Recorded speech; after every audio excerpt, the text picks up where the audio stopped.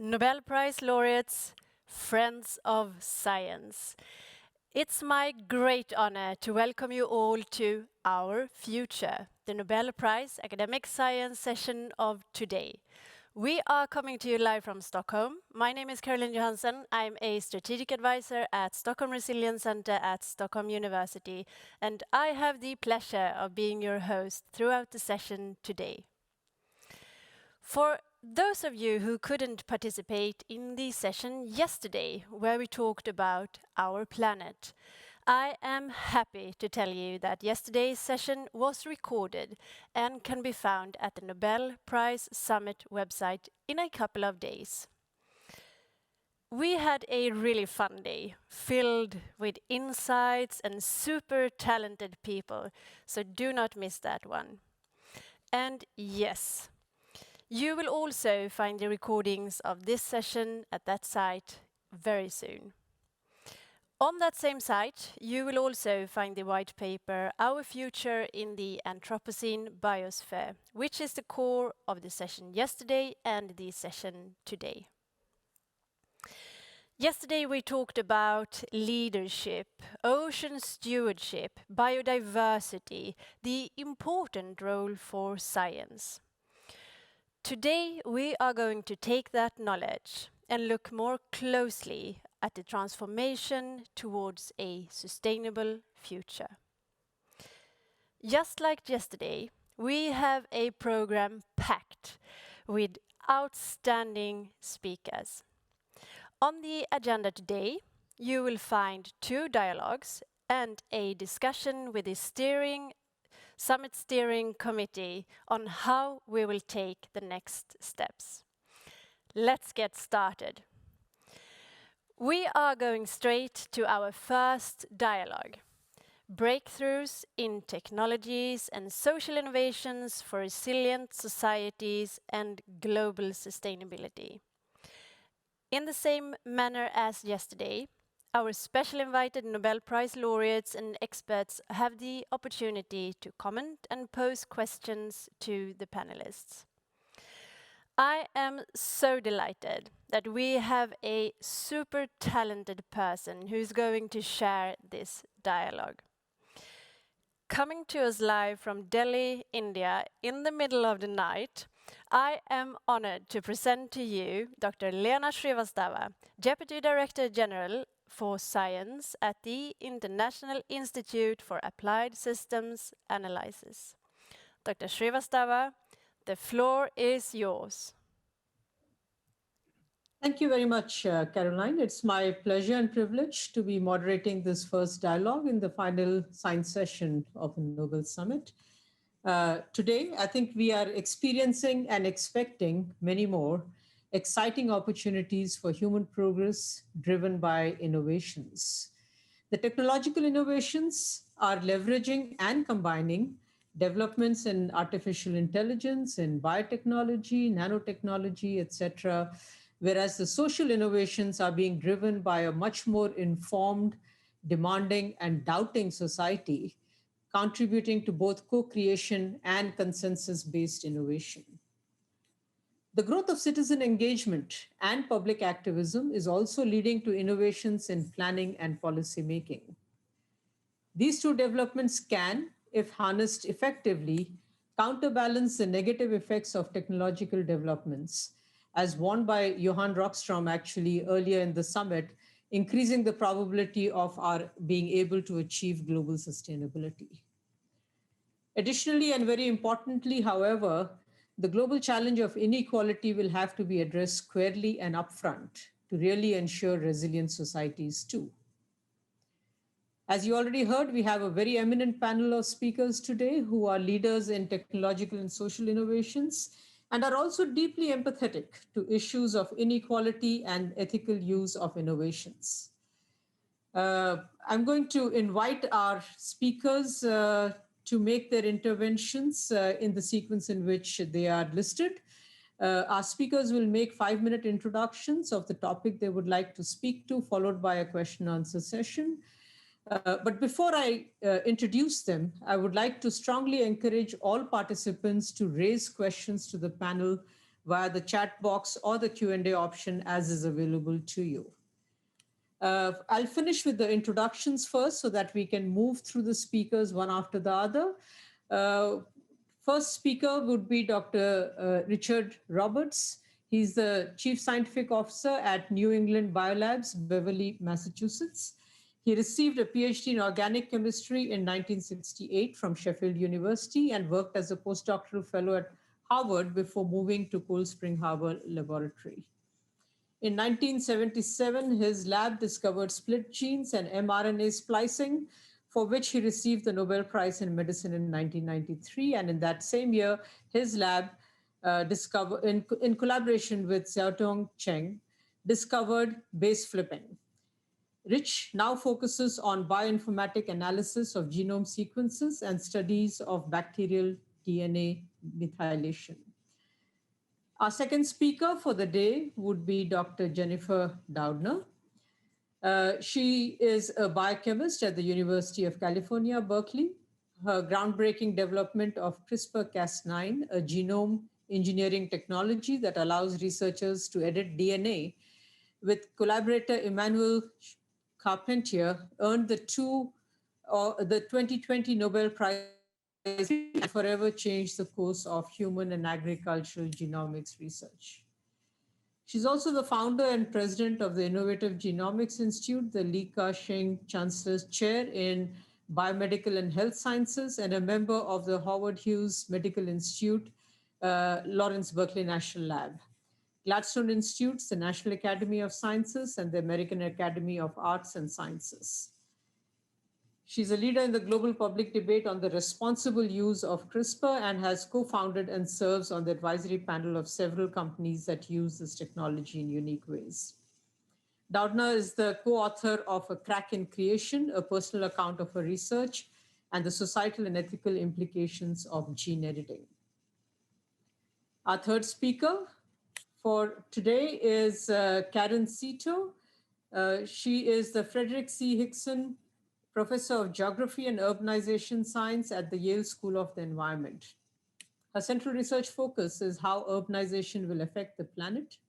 A geographer by training, she integrates remote sensing, field interviews, and modeling methods to study urbanization and land change, future urban land expansion, and the environmental consequences of urbanization at scale.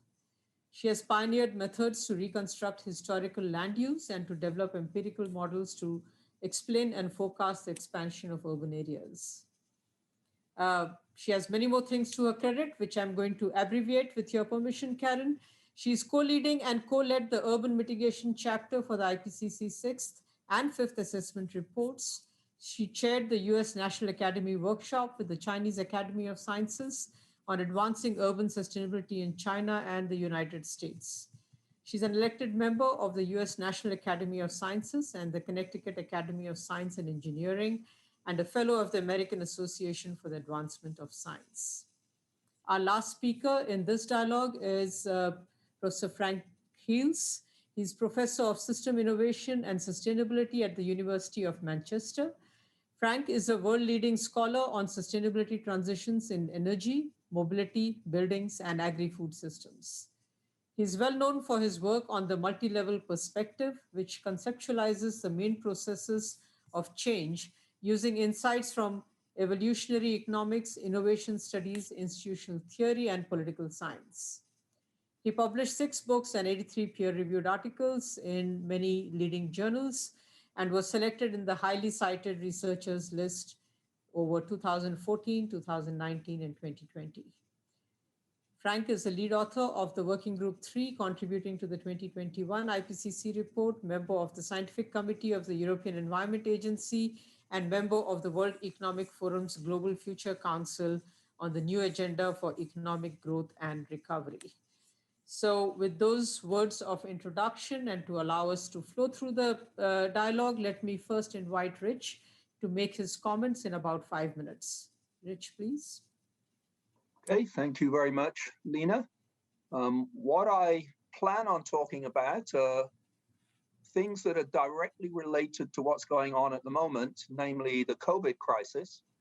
I think we've seen 2 tremendous advances since the crisis began that are very much driven by biotechnology. The first of those was the development of some rapid tests, and they continue to get improved. They're really wonderful way of actually celebrating a gentleman who won the Nobel Prize the same year I did, Kary Mullis, who invented PCR. And PCR for amplifying DNA has become absolutely crucial. But there are other ways to amplify DNA too, and these have found their ways into novel tests that are being fairly widely distributed.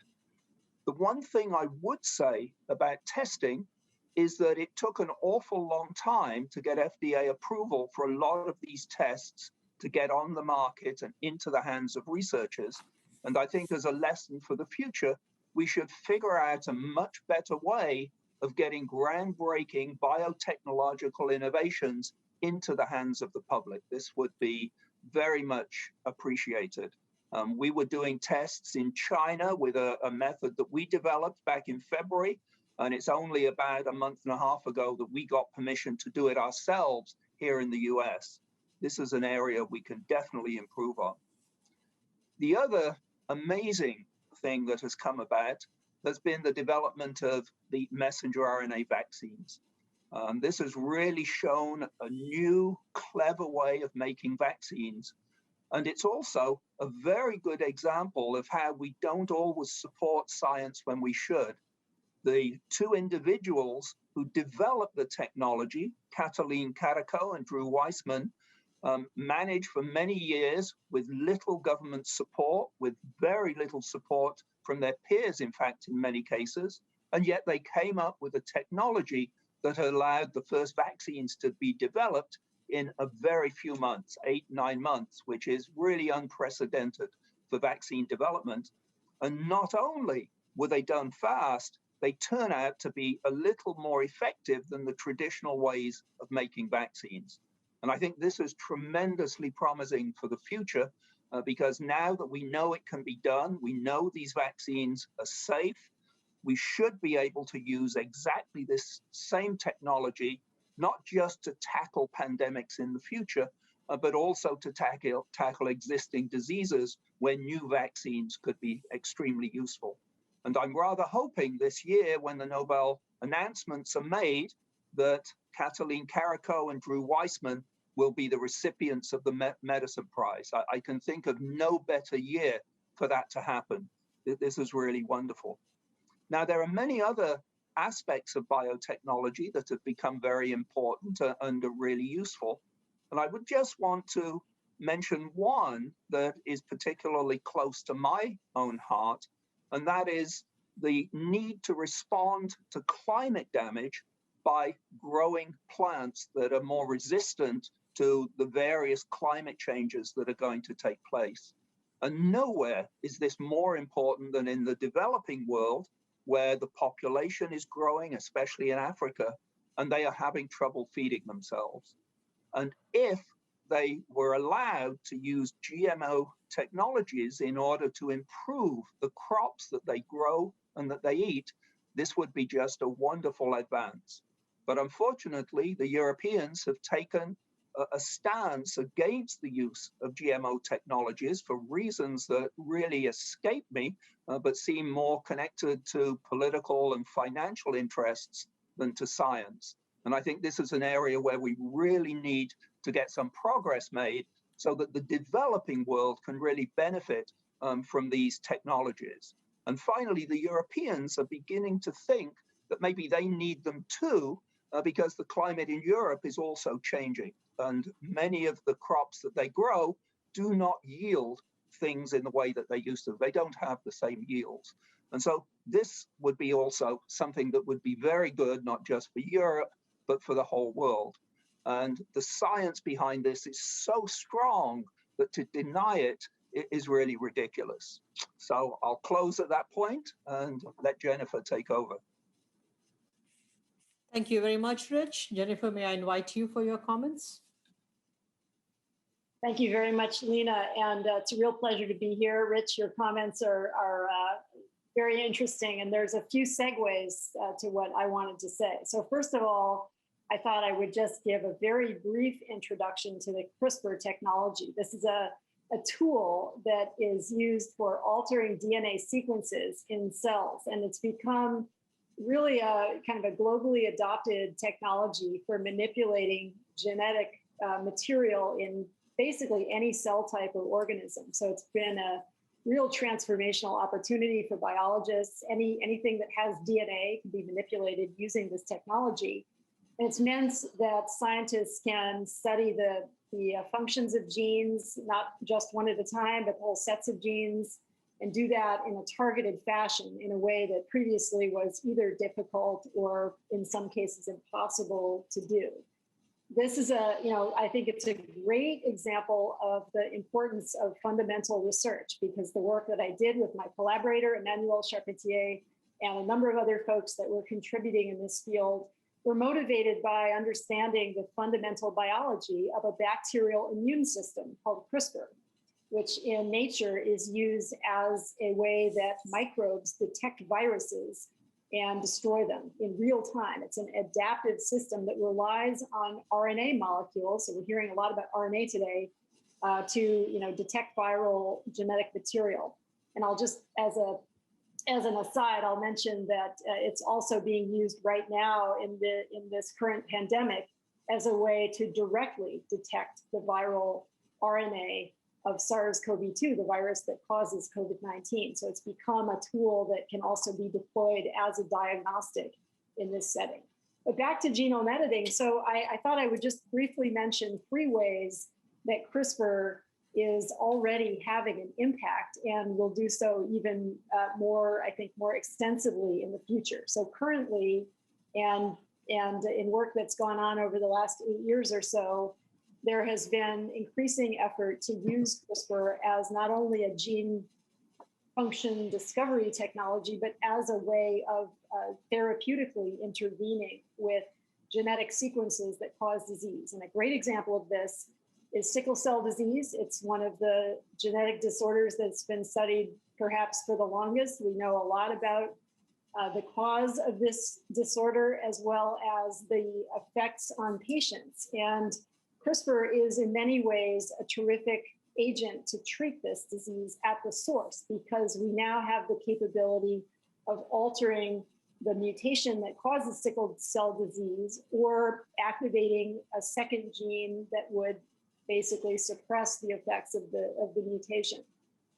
And that's not a fantasy, that's actually already happening. So there are about 30 people that have already been treated with the CRISPR technology clinically.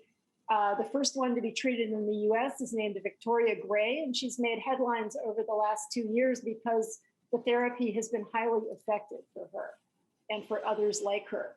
And so this gives, I think, all of us in the field tremendous excitement about what lies ahead.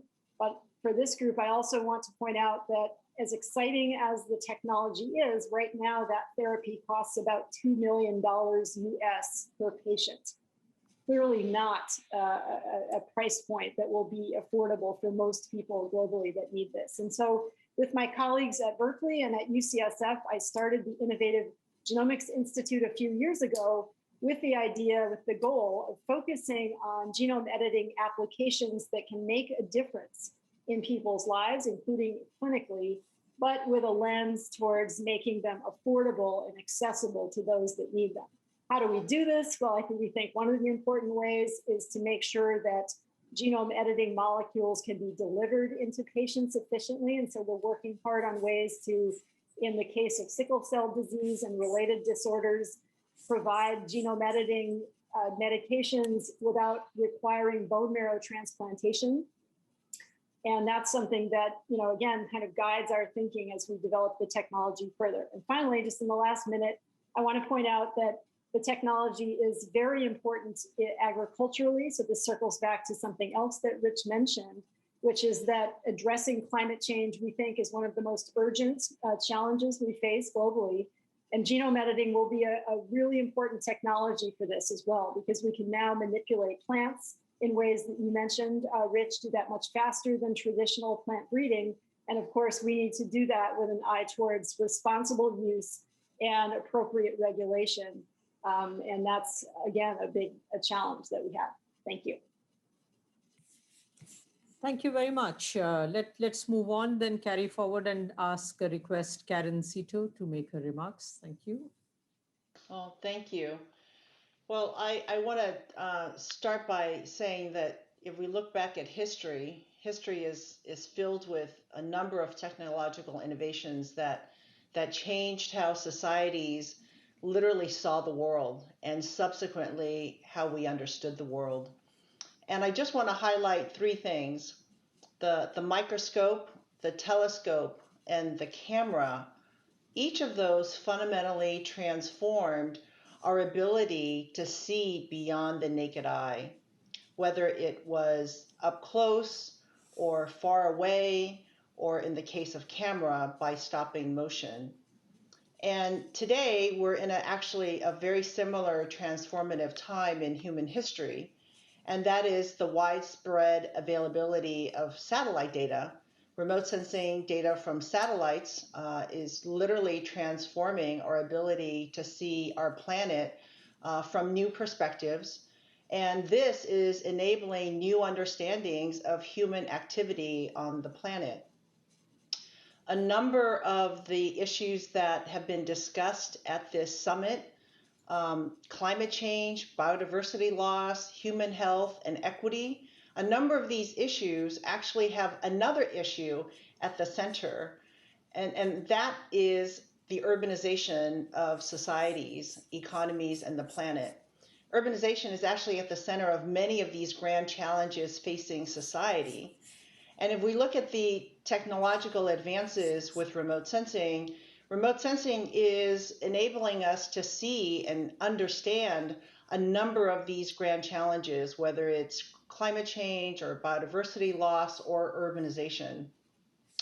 And one of the things about urbanization that is particularly unique in the context of just global challenges is that it's something that is transforming a number of societies and economies all around the world. It's not just something that's affecting one country or one locale, but it's literally a planetary trend.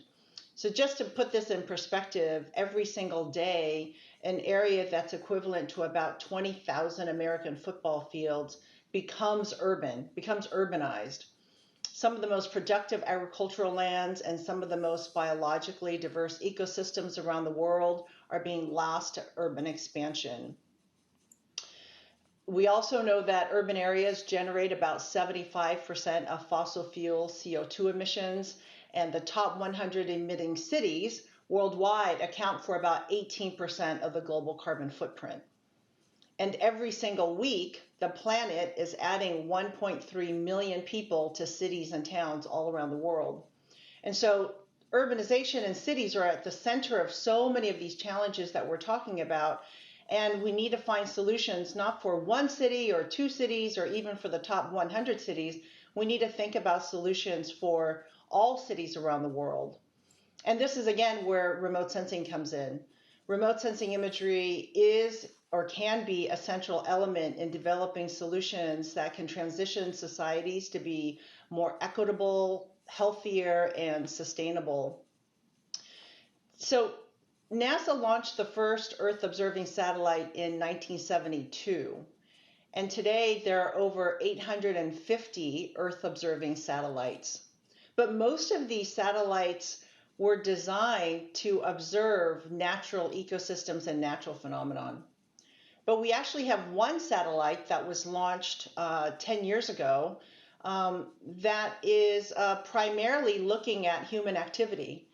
And this is a satellite which is called VIIRS, and there's a product that is called the Black Marble. These data are being collected daily, and it's basically satellite imagery of Earth at night. And so data collected at Earth at night provides us with new understanding of human activity in a way that other satellites have not been able to provide.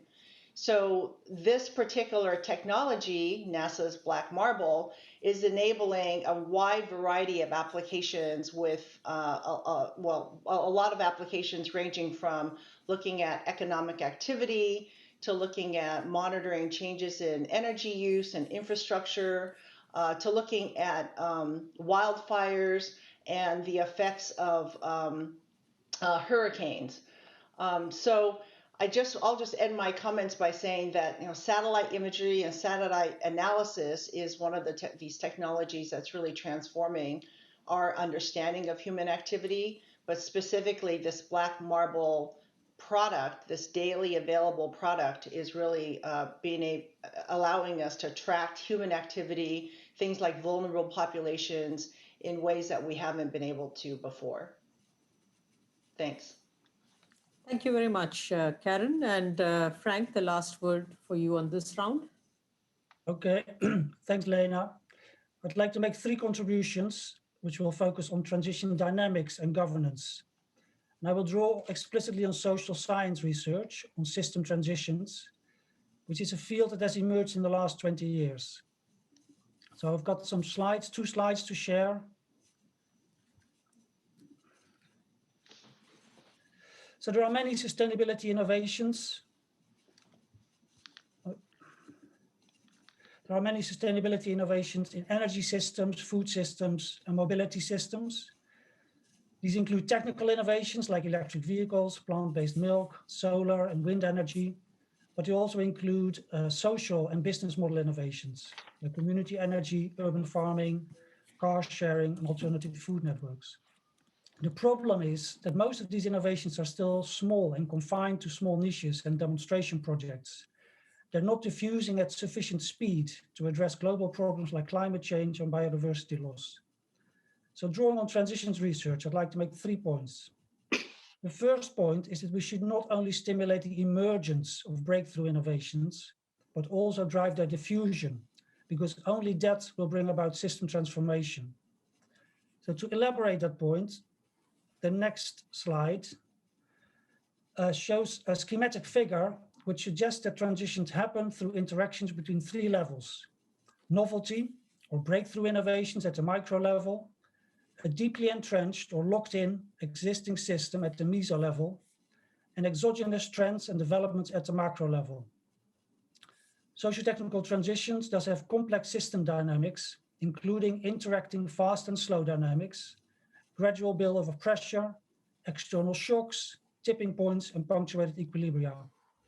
So in the first phase, radical innovations emerge in small peripheral niches and local demonstration projects, visible in the left-hand corner of the figure. In the second phase, these innovations find small market niches where they stabilize into a dominant design. But widespread system transformation does not happen until the third phase, when innovations actually diffuse into mainstream markets and society. So as shown in the figure, diffusion may be accelerated by external macro shocks that disrupt existing systems and create windows of opportunity. The pandemic is obviously a clear example, as other speakers have noted yesterday. But diffusion also depends on endogenous drivers, like cost reductions and performance improvements, business investments and innovation races, consumer enthusiasm and adoption, positive cultural narratives and visions, and supportive policies that actively create markets through purchase subsidies, capital grants, or even regulatory bans that are now being used to phase out incandescent light bulbs and diesel cars. Feedbacks between these 5 drivers are now accelerating the diffusion of solar panels, wind turbines, and electric vehicles. But they're not yet driving many other green innovations, which therefore remain stuck in niches. This means that stronger policy, business, and consumer engagement are needed to help diffuse these innovations in the coming years. My second point is about resistance to change from powerful incumbent industries, which are located at the meso level of the figure. Oil companies, coal companies, and agribusinesses have now woken up to the threat of sustainability transitions to their business models. And to protect their vested interests, they're trying to slow down the pace of change. So to drive sustainability transitions forward, policymakers can choose 3 strategies with regard to incumbents: forcing, helping, or moving around them. The first strategy is to use stronger regulations and financial incentives to force or entice incumbent firms to reorient in green directions. The second strategy is to help the millions of coal miners, truck drivers, and dairy farmers to learn new skills and find new jobs so that sustainability transitions will be just and inclusive.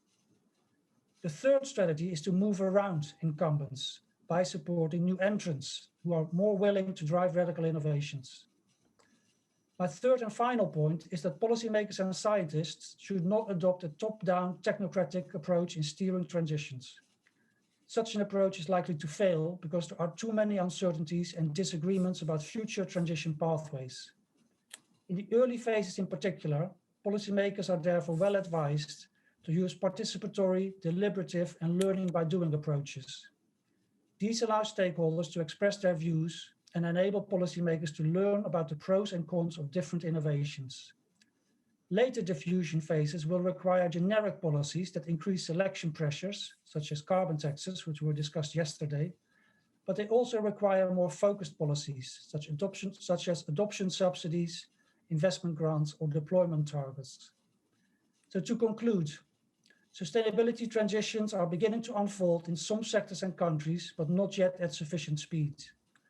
The required breakthrough innovations exist in small niches, but their wider diffusion requires stronger policy support, deeper societal engagement, and a willingness to take on vested interests. Thanks for your attention. Thank you very much, Frank. And with that, I think we do have a few minutes to engage in a discussion. And I would like to once again remind the participants to put in your questions in the chat box or in the Q&A box in Zoom.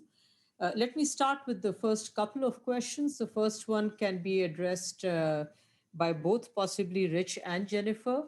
And the question is that the COVID crisis has demonstrated the importance of science capacities in all countries of the world, either from a discovery or from an adaptation perspective.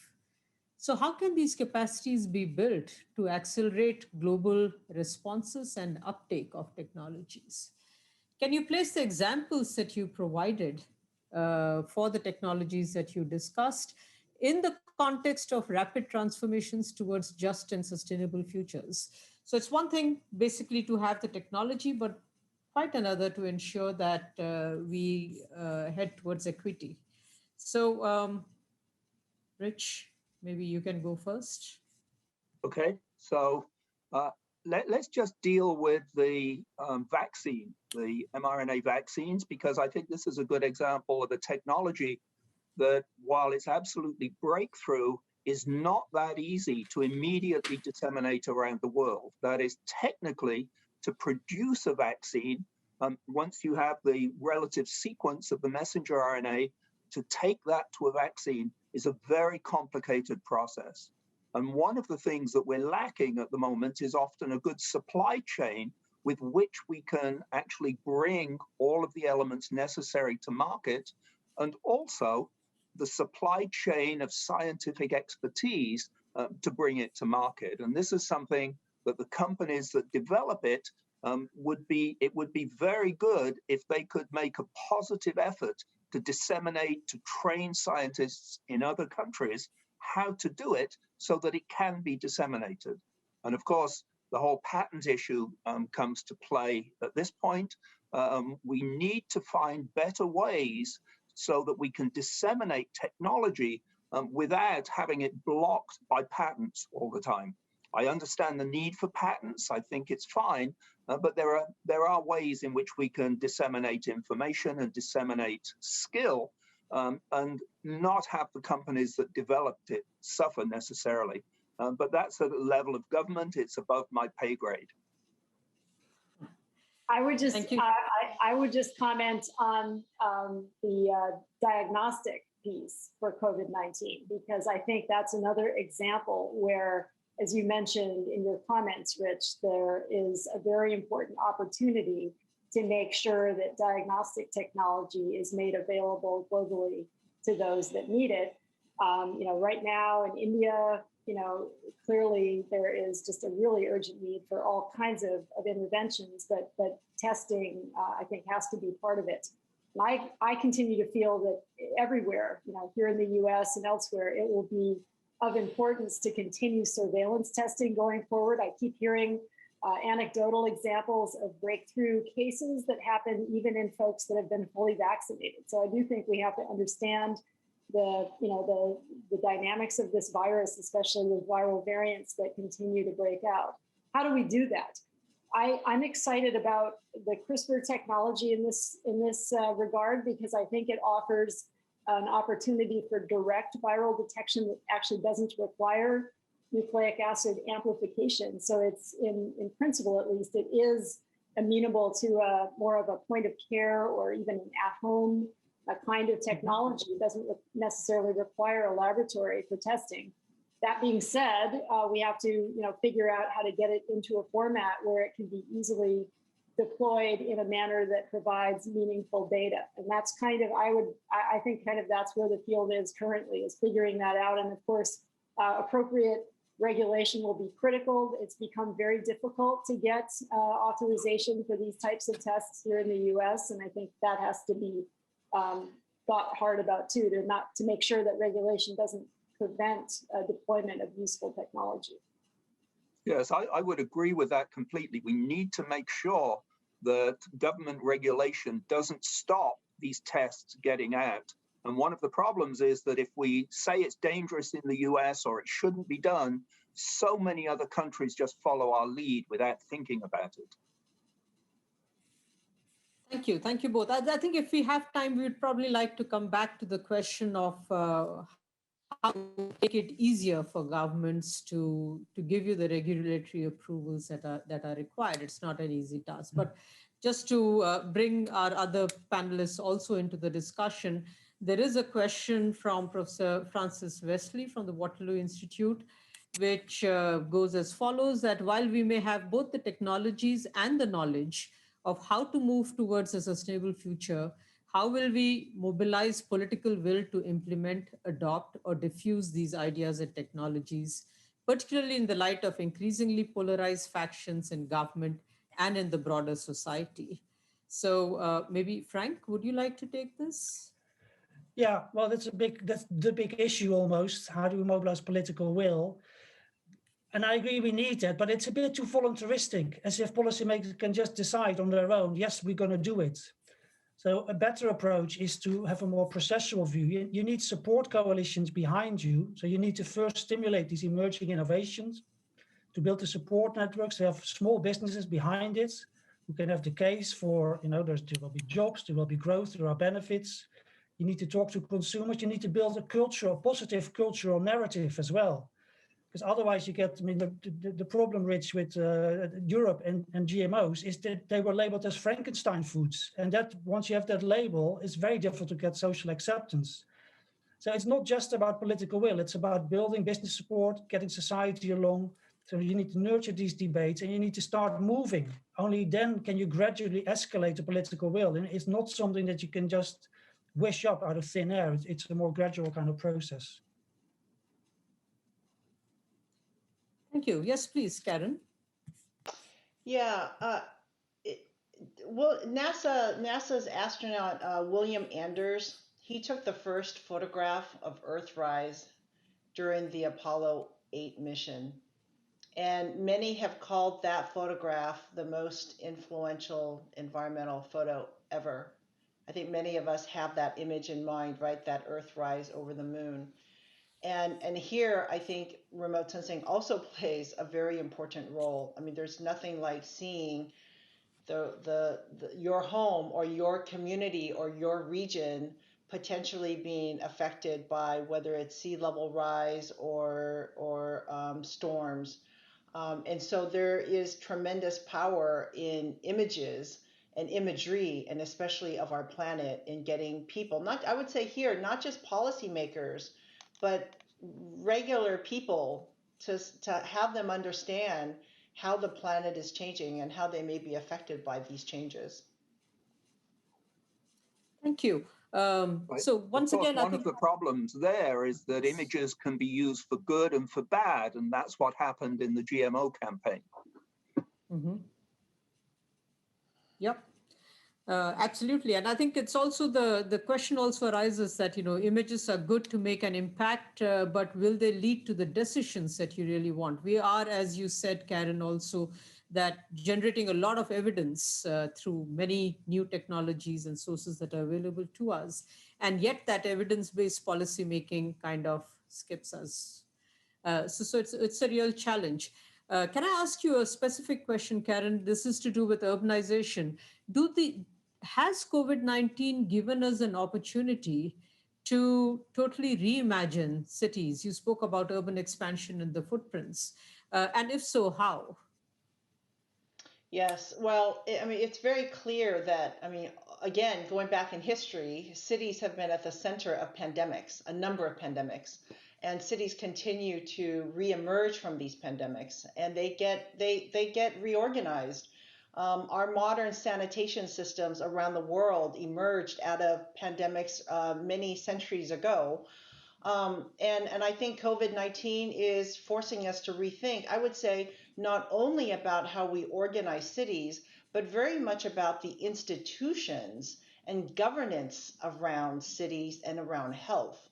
There are plenty of examples around the world of cities, big cities, dense cities, that were able to escape the devastating impacts of COVID-19 because they had the institutions in place.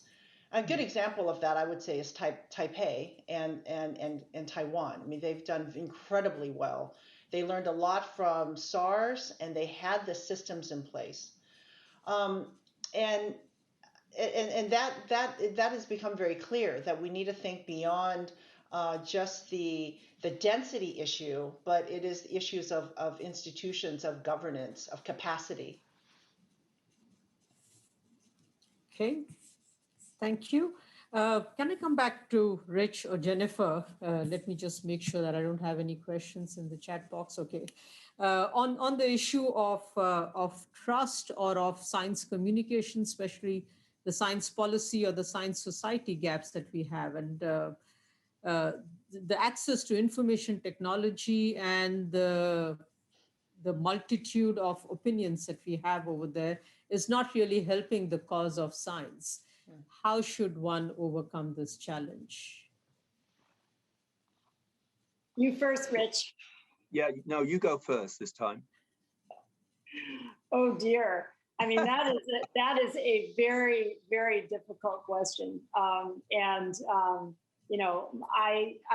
just tell you my thoughts about it, but I don't have a magic answer to kind of resolve the issues there.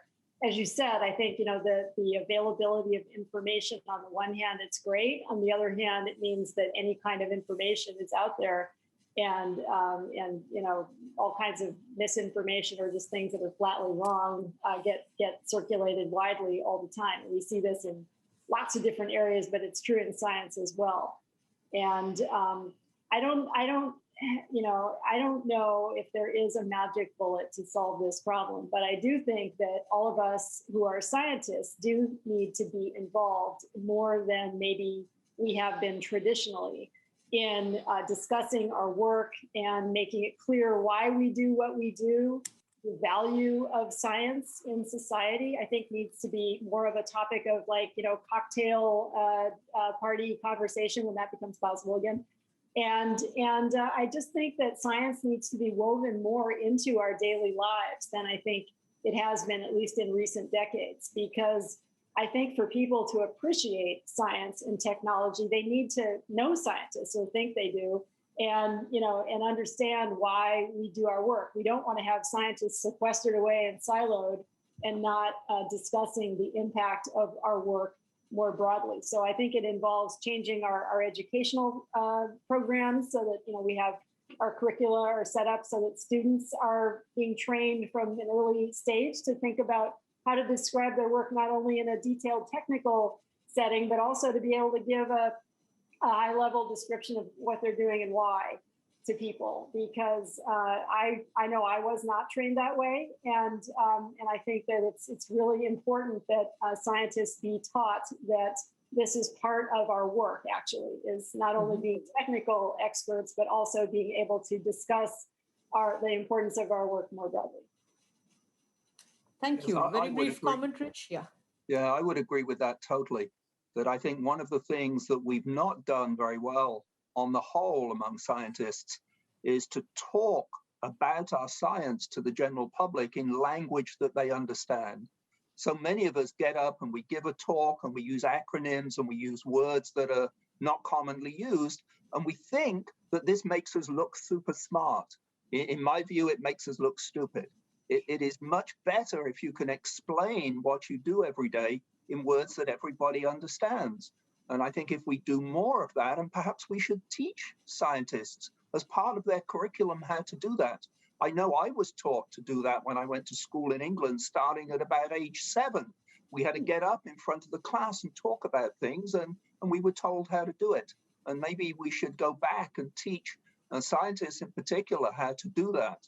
I have something called the grandmother test, which I tell students, you've got to be able to explain what you do every day to your grandmother, so that not only does she understand it, she can tell all her friends what you do and how smart you are as a scientist. Thank you. Last word to Frank.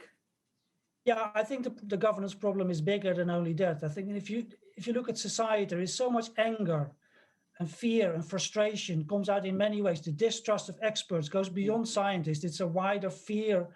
People feel it's about anger about inequality. People feel change is going too fast. They're not being listened to. They're being left behind. They're being disadvantaged.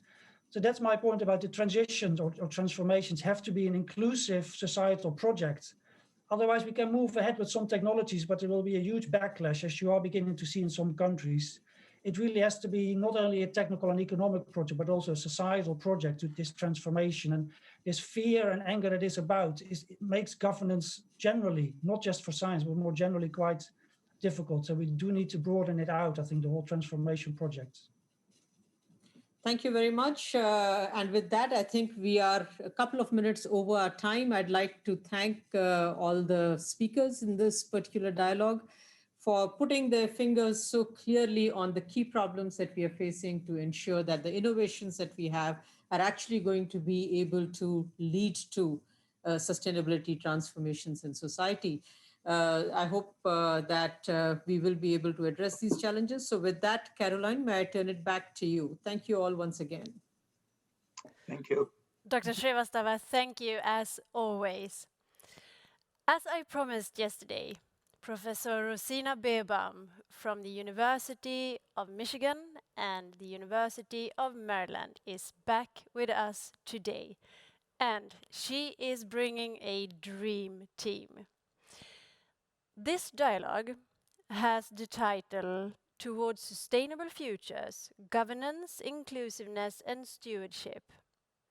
And without further ado, coming to us live from Ann Arbor, Michigan, Professor Beerbaum, the floor is yours. Thank you so much, Caroline, and welcome everyone. I think this session will follow very nicely on the last, and I'm really pleased that we're able to have a conversation on what I would call enabling conditions for sustainability, governance, inclusiveness, stewardship. Clearly, these have to accompany sound science and ready technologies to make progress quickly and transformatively, not incrementally. We will try to have each panelist's intervention be a brief 2 minutes so that we can also get to the questions from the audience. And so I also encourage the audience to use the chat to ask their questions. So on to the panel, so many credentials and so little time. First, we have Professor Eduardo Brondizio, who is a distinguished professor of anthropology, and he directs the Center for the Analysis of Social Ecological Landscapes at Indiana University. He's also co-chair of the Global Assessment of Biodiversity and Ecosystem Services through an intergovernmental body, IPBES. He's really an expert on the value and the use of indigenous knowledge. He studies many things from global to local. For example, the acai berry, which is really dependent on indigenous knowledge and local producers.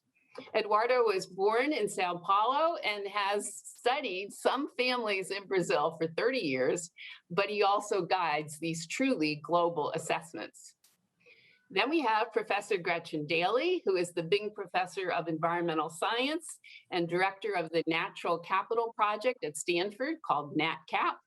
And she's also this year's Tyler Prize winner for Environmental Achievement, along with Partha Dasgupta, but she's also previously won the Volvo and Blue Planet Prizes. Her NatCap team spend years, even decades, working closely with local communities struggling to solve environmental problems. And her team seek to provide options that are better, greener, cheaper, and smarter. Gretchen's most beloved spot in the world is Costa Rica's Las Cruces Biological Station. We also have the Honorable Jane Lubchenko, the new Deputy Director for Climate and Environment at the White House Office of Science and Technology Policy, also a distinguished university professor at Oregon State University, also a winner of the Tyler Prize and the Blue Planet Awards, formerly director of NOAA, the National Oceanic Atmospheric Administration, and the State Department's first envoy for the ocean. She also founded the Aldo Leopold program to train scientists to be communicators. Jane grew up in Colorado. She was a competitive diver, but when she reached the rocky ocean shoreline of the East and West Coasts, she found a whole new reason to explore and dive in. And then we have Honorable Joe Stiglitz, university professor at Columbia and also the chief economist of the Roosevelt Institute and co-chair of the OECD expert group on the measure of economic performance and social progress. He won the 2001 Nobel Memorial Prize in Economic Sciences, and he served as chairman of the Council of Economic Advisors in the White House and also chief economist at the World Bank. He's authored many bestsellers, and he's helped create a whole new branch of economics, the economics of information. Joe strongly believes that a liberal education is important for all students, and right now he's missing walks in the woods during this pandemic. He was born in Gary, Indiana, and I dare guess that he's likely the only person hailing from there who is also a member of France's Legion of Honor. So let me start with the first round of questions to get out some of the scope of the environmental sustainability issues on the table in these areas of governance and equity. So let me start with you, Joe. You wrote that the only true and sustainable prosperity is shared prosperity. So would you frame the international equity issues posed by the environmental sustainability issues writ large? Well, it has many dimensions. There are issues of distribution equity within a country, between countries, and across generations. And when you talk about sustainability, one's really focusing a lot about across generations. You know, our politicians often talk about the burden of debt that we might leave our children if we borrow too much. But if we, those debts, burdens are dwarfed by by the inequities that would arise if we leave them a devastated planet, a planet facing climate change, where biodiversity has been destroyed, undermined, where the biosphere has been damaged. So that aspect, I think, is absolutely crucial. And I'll come back later and talk a little bit about the inequities across countries and within countries. But I wanted to mention in this cross-generational equity issue, a specific battle that I've been involved in, which is a suit by 21 children against the US administration. It's called the Children's suit informally, where they're saying their future is being undermined by what we're doing today.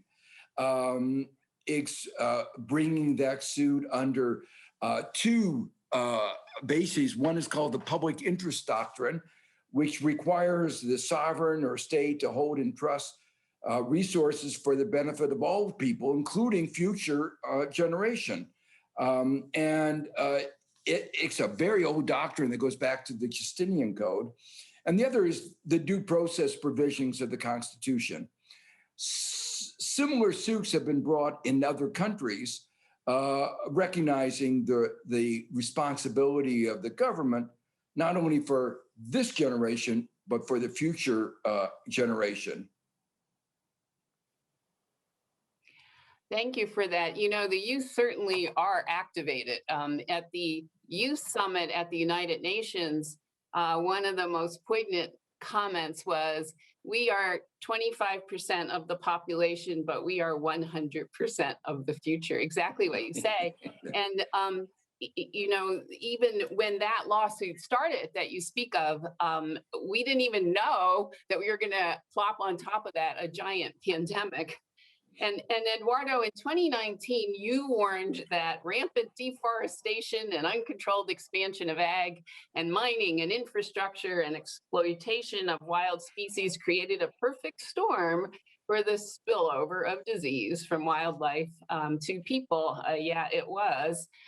Can you comment on what biospheric stewardship means and how we can tackle these challenges, biodiversity, climate change, inequality, simultaneously? Again, remembering we are thinking about issues beyond science, the enabling conditions.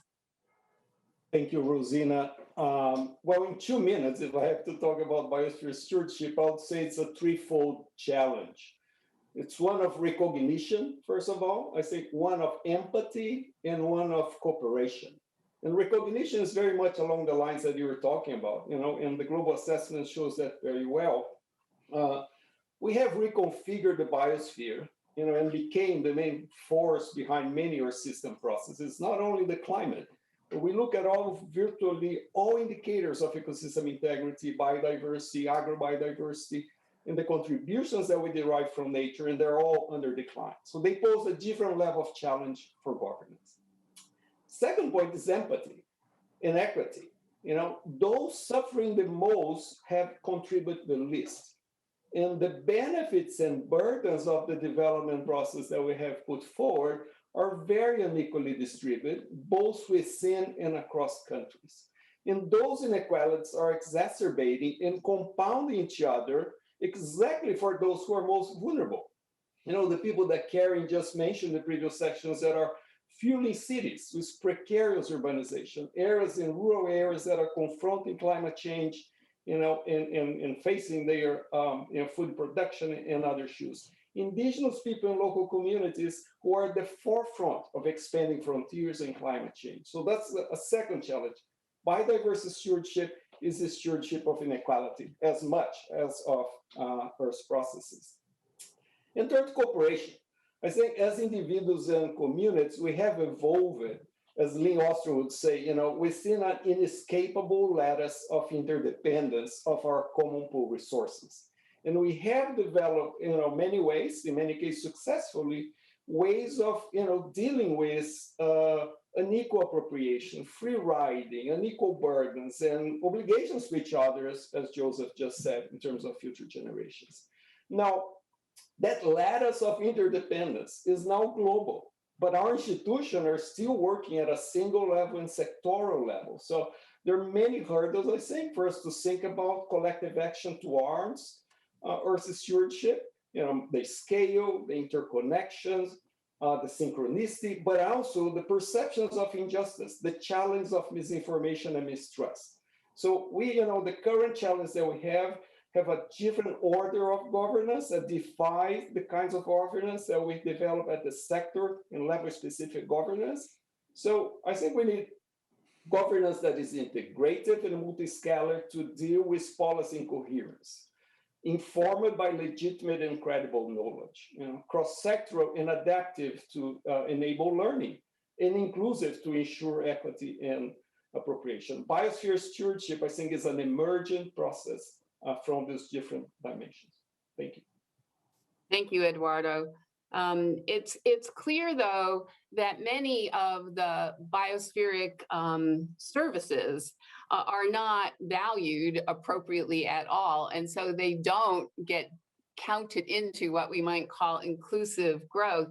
And Gretchen, you have argued persuasively that we need to move from knowledge to action, especially in this area of valuing ecosystem goods and services. So I'm wondering if you could speak to how can we ramp these efforts up quickly to move towards equity and sustainability at the same time? So much, Rosina, and everyone. Can you hear me okay? Fantastic. I really appreciate the chance to participate and all the work that's gone into this tremendous moment. In answer to your question, I'd say there are basically two revolutions underway. The first is at the core of science, developing new approaches to advance engaged science that's developed, co-developed with decision makers and other users, whether in communities, in governments, in corporations, in the investment sector, in infrastructure sectors, across NGOs. This science is shining a light on humanity's place in the web of life and all of our interdependence for well-being and development on the nature that we're embedded in. And doing so in a way that is this is the second revolution, made accessible and actionable for decision makers. So in shining a light on these values of nature, whether for the material basics of nutrition, physical and mental health, security and water, energy and climate, or even the more intangible senses of belonging, creativity, and other aspects of well-being that come from immersion in a healthy way in healthy ecosystems. This science is being made accessible and actionable thanks to a global partnership that Rosina, you mentioned at the beginning, that was really inspired actually by work at the Royal Swedish Academy of Sciences decades ago, led by the Bayer Institute. More recently, the Stockholm Resilience Center. And the partnership encompasses about 300 both research and practitioner institutions, including the Chinese Academy of Sciences and many others.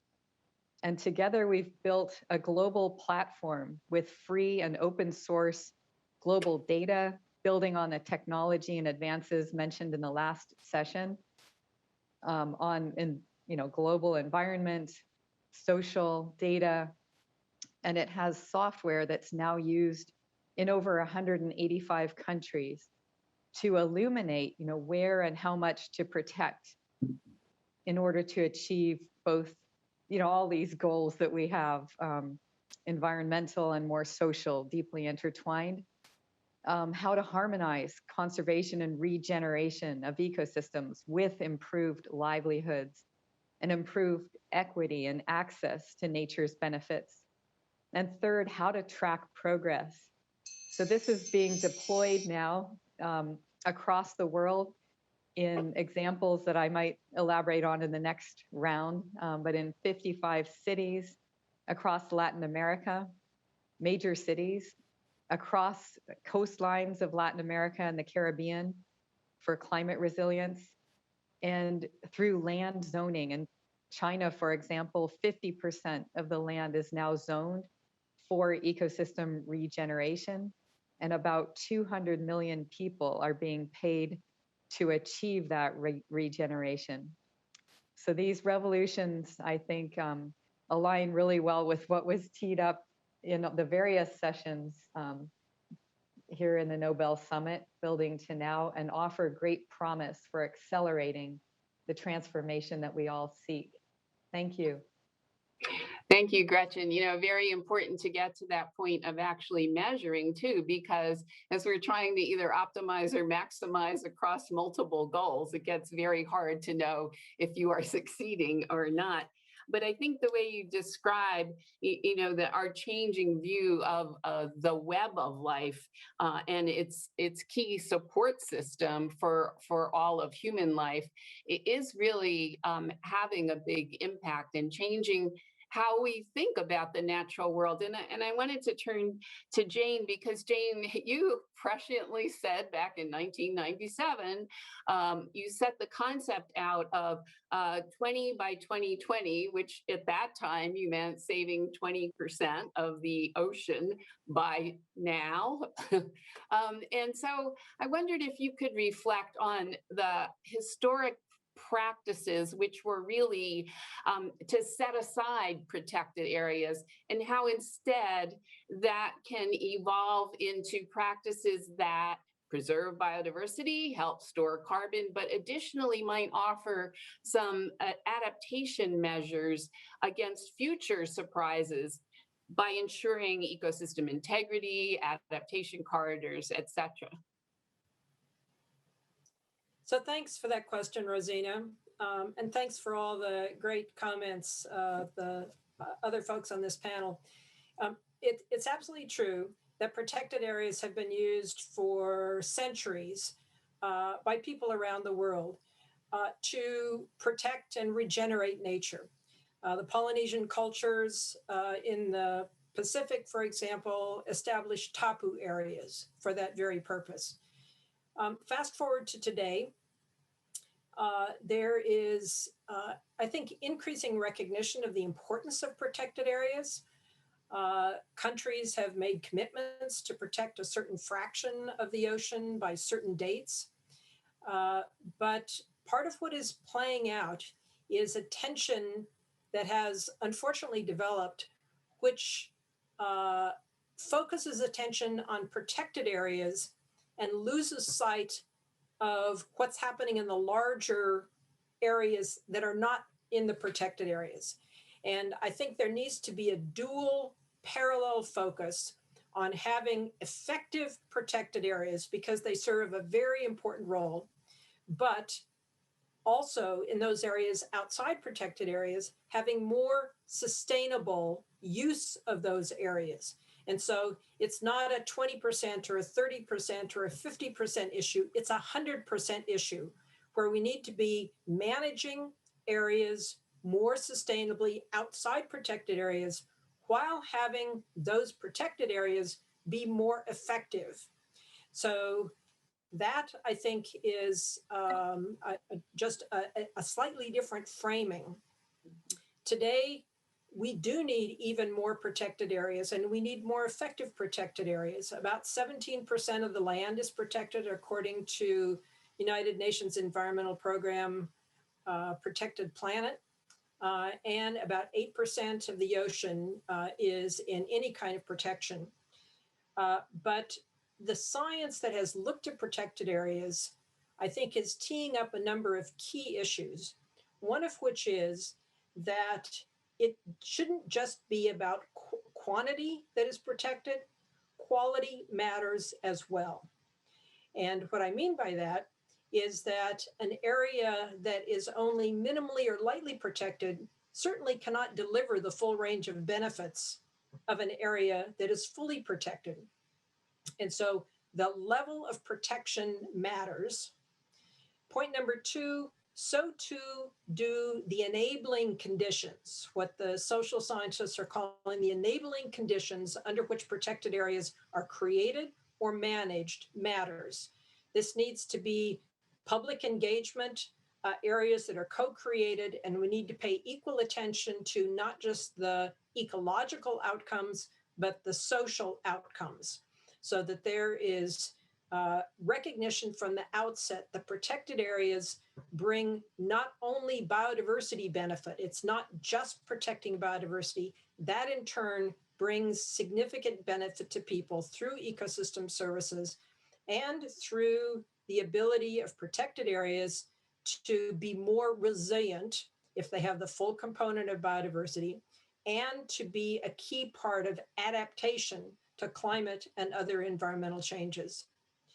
The third message that is emerging from the science is that, and to the point of your question, there are multiple benefits that can arise from protected areas if, in fact, we have those in mind and pay attention to them and then design protected areas accordingly.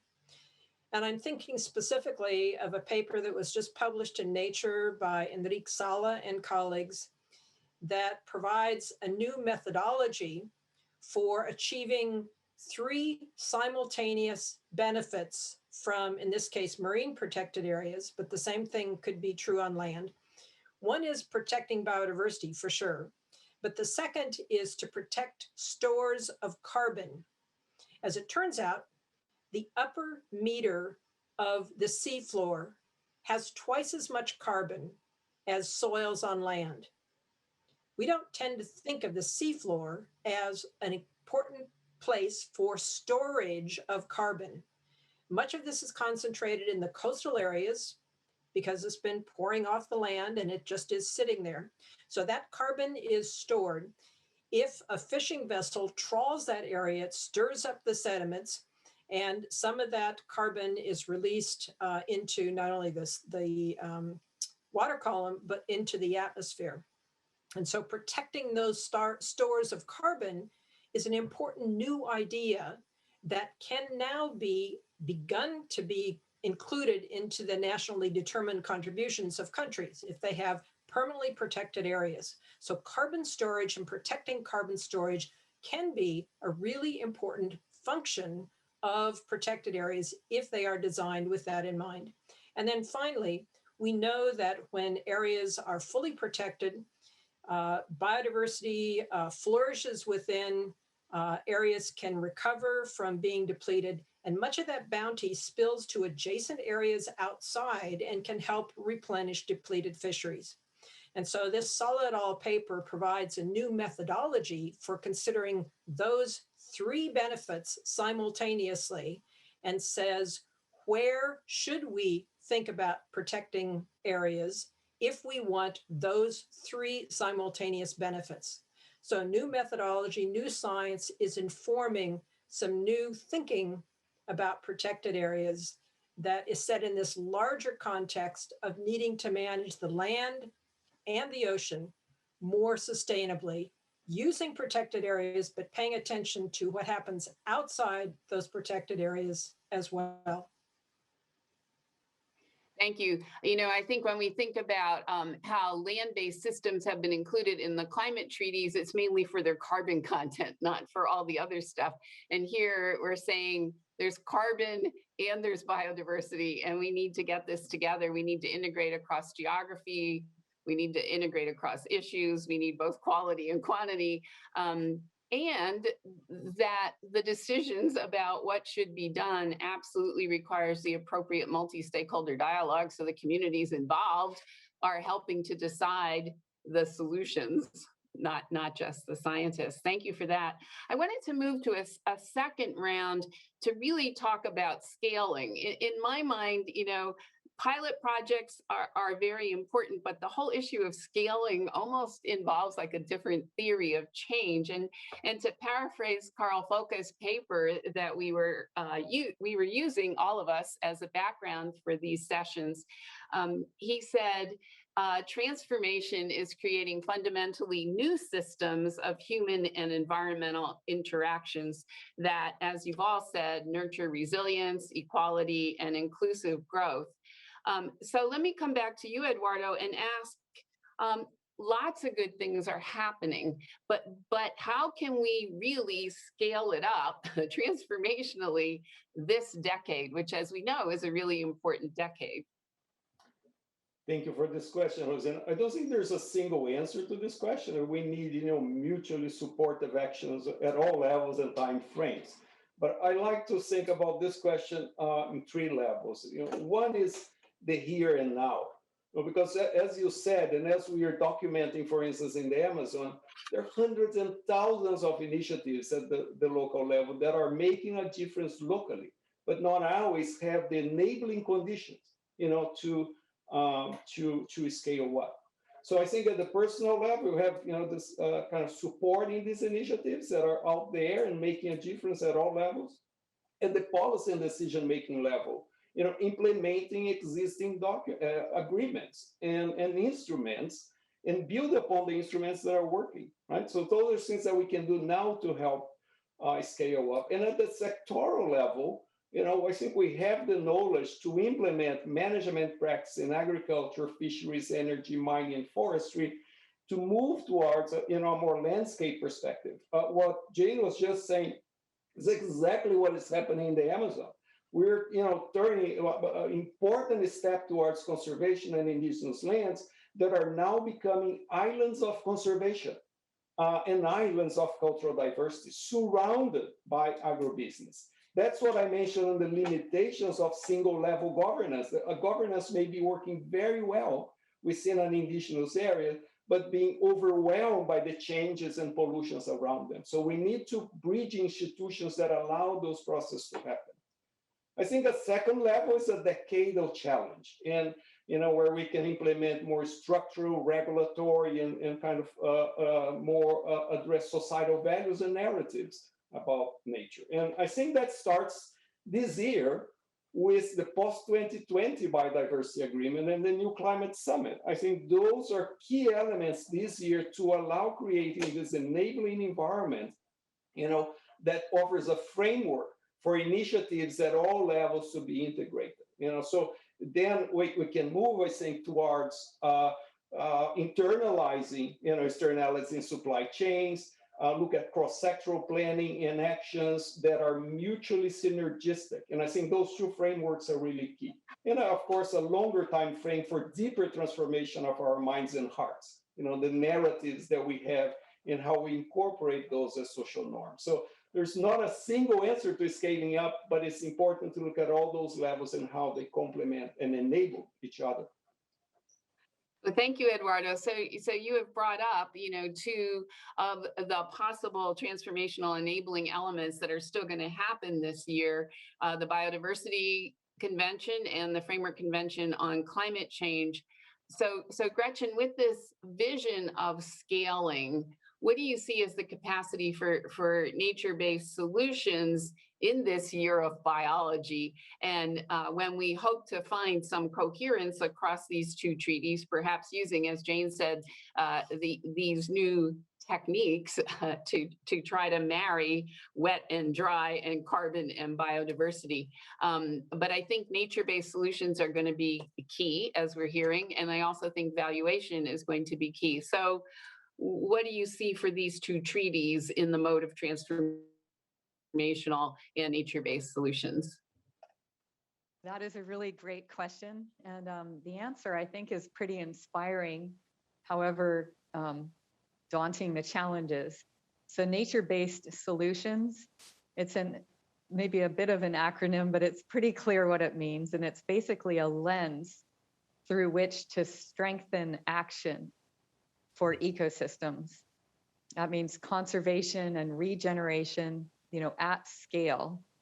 And it's a way of, number one, focusing and driving action in an integrated way, like you're saying, to simultaneously and efficiently, given how much we already dominate the planet, target investments to address these key problems in climate, in biodiversity realms relating to human health, food systems, livelihoods, resilience, all of it. Biodiversity really at the heart, and offering pathways to rapid drawdown of carbon and rapid improvement in many of these other social challenges.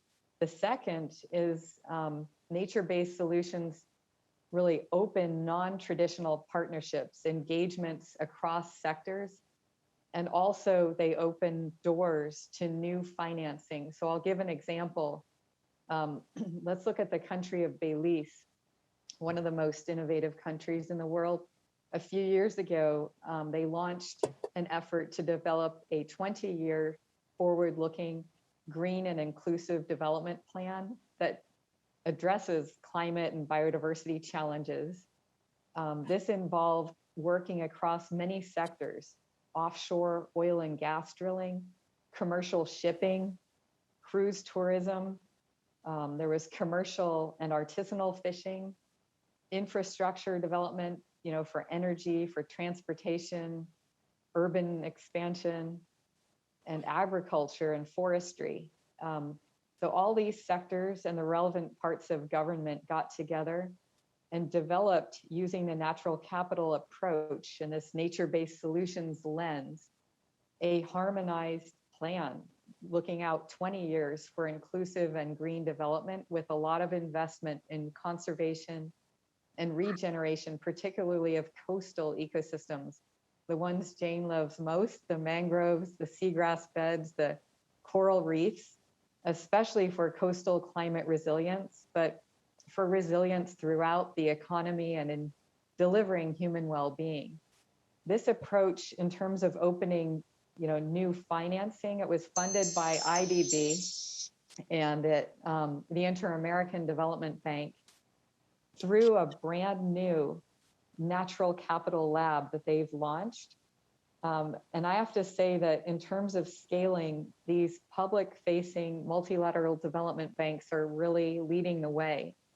So after the Inter-American Development Bank launched this natural capital lab to support countries in devising these plans and actually funding and implementing them,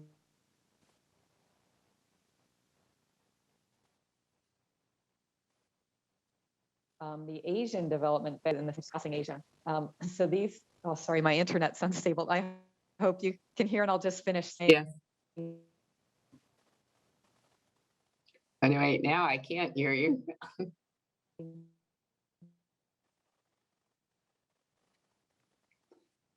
Gretchen, maybe you should just turn off your camera for the second to finish. Here's the key frontier: these public-facing banks. Can you hear me? Yes. My closing point was just to be that these public-facing banks, especially the multilateral development banks, really stand out as leading the innovations here at scale. And we urgently need co-financing from private sector institutions. And that is a really key frontier, bringing these approaches, nature-based solutions, into private investment at scale and in collaboration with governments and with these public-facing entities. Thank you. Thank you, Gretchen. I'm really glad that you brought up the issue of public-private partnerships. If you look at the scale of the problem in the orders of trillions, if not tens of trillions, the public money is simply not going to be enough. And so really ramping up public-private partnerships is key. And I would agree with you that there's been a real change in the tack that many of the multilateral environmental banks are taking and to welcome things like nature-based solution and net zero carbon. So Joe, I think that comes to you. Again, we're talking about scaling, reaching net zero greenhouse gas emissions and having them in this decade requires really bringing that economic community, the private sector, and the science community together. I wanted to ask you what additional ways you think that could happen, but I want to also say and ask if you would comment on the fact our current global models don't really model distributional outcomes at a fine-grained level. So, again, I'm coming back to how will we know we're succeeding given the models we have. But why don't you speak to how to get to net zero, science, economics, and if you wish to speak to our global models and distributional equity in your 2 minutes, that would be great. Yeah, I was going to say all in 2 minutes. So that's fine. Well, let me first say, in terms of scaling up, I think one has to, one can't rely on the private sector alone. One has to have a leading role of government here in regulation, in public investment, like in infrastructure, in providing incentives for developing countries to keep their forest, their rainforest, their biodiversity. And finally, as an economist, we always talk about the role of prices, the price signals. And one of the first things that the Biden administration did was to issue an executive order for a interim social cost of carbon, which is part of the calculation of how you provide a price on, we've been treating something that is very scarce and precious as if it were a free good. And the same thing you can say about biodiversity and lots of other things. But what came out was a number that was much too low. Much better than the previous administration. So I mean, that goes without saying, but it was a number around $60. And if you welcome 3.5 degree centigrade temperature change, that's fine. But most of the scientific community and the international community is talking about 1.5 to 2 degrees. And the number that was used was the kind of number that was generated with models that would have led to this 3.5 degrees centigrade.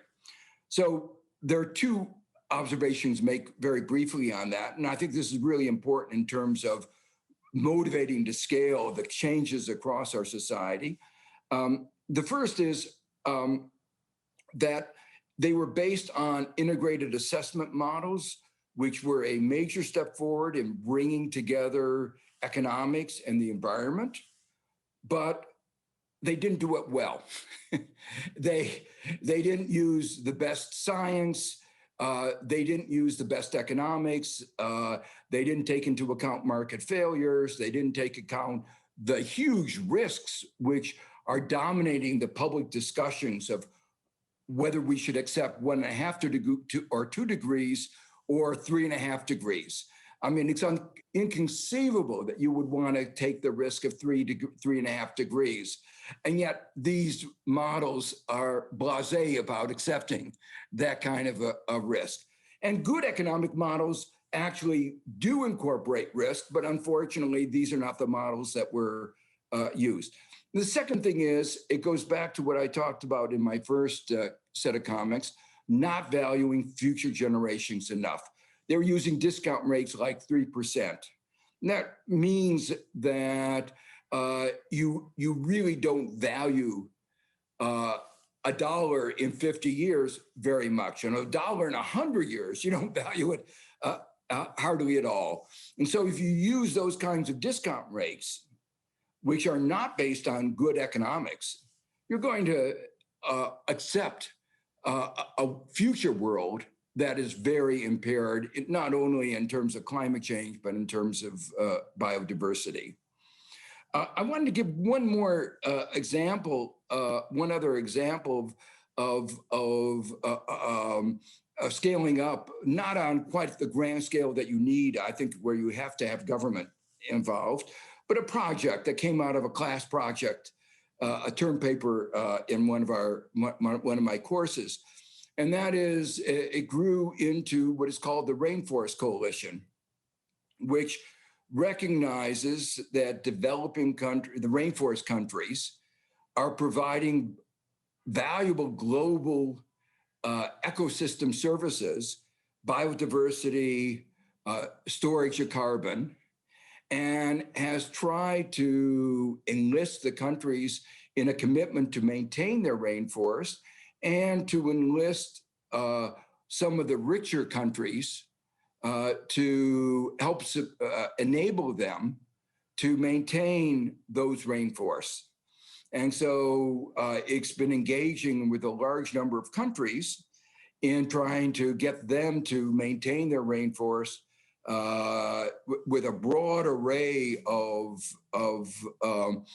you might call it natural capital of carbon and biodiversity, and try to change the incentives rather than an incentive to destroy the rainforest, have an incentive to preserve them. Thank you. I've just been notified we only have 5 minutes left, Jane. I was going to ask you to compare what we've done with land-based systems and ocean systems, but I think you did a fabulous moment on that. So instead, maybe as a closing comment, you get 2 minutes, everybody else gets less than 1 because you're finishing the second round. I would like to know if you think because of this unusual moment in time that we're in with COVID and Build Back Better, Greener, that offers in fact a mode of transformational change that maybe was not possible before. So for sure, this is a moment in time. We dare not squander it. I'm reminded of Joni Mitchell's comment that you don't know what you've got till it's gone. And we are seeing through COVID, loss of connection with other people, loss of connection to nature, many of the things, and that is motivation.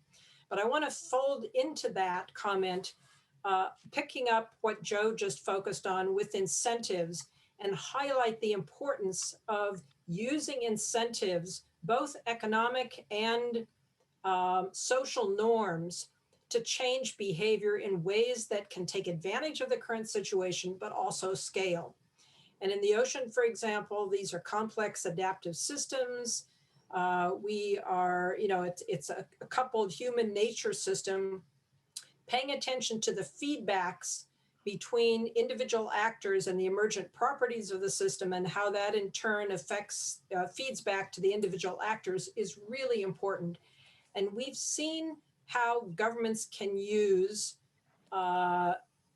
changes of incentives for fishermen and women to transform fisheries from increasing overfishing to actually sustainable fisheries. Using rights-based approaches, secure access approaches has truly been transformative. And that thinking is not just true for economic incentives, but for social norms as well. And so incentives matter. And we need to keep that in mind and understand how to use those to get from where we are now to more sustainable practices and policies, building on this opportunity we have today. Thank you, Jane. I think, it's very clear we need top down and bottom up in order to make transformational change. So is there a last 45-second comment from Eduardo, Gretchen, Joe? Or we will be taken off the stage. Thank you. My comment was about repurposing perverse subsidies into incentives, but I want to take this few seconds to say that we cannot talk about biosphere stewardship without recognizing, supporting, and including indigenous people and also local communities as key partners in this process. There are 500 million people, indigenous people in the world. They manage 25% of the land surface. That's where the most conserved ecosystems are. That's where almost 40% of the protected areas overlap. And their contributions to agrobiodiversity, to food production, to managing fisheries, to managing watershed has impact broadly in society. Largely invisible, largely marginalized, and they are at the forefront of this economy that is destructive and continue to move in frontiers around the world. So I think we need to bring them front and center to this conversation. Thank you. Gretchen, the last comment?